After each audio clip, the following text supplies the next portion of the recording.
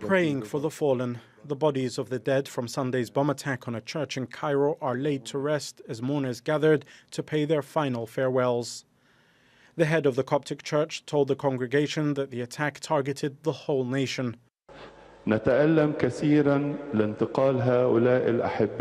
It pains us very much that our loved ones have left us because of this incident. It also pains us to witness such evil, an evil that is void of humanity and the emotions given to humans by God.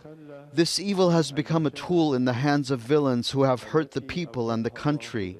Those who are in pain are not just in mourning for our church, but are in mourning for the whole country. Shortly after the funeral, Egyptian leader Abdel Fattah al-Sisi paid his respects at a vigil together with government ministers and religious leaders.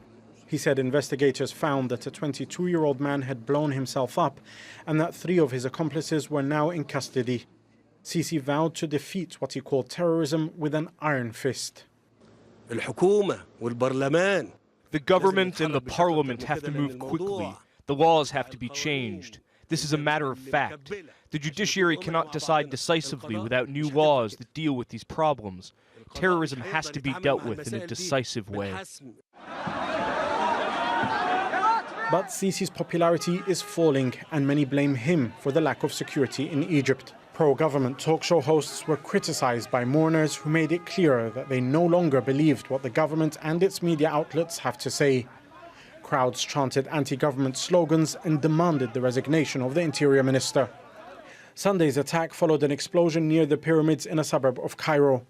Critics of the security services say they've been too busy arresting political activists and journalists, meanwhile allowing for armed groups to flourish.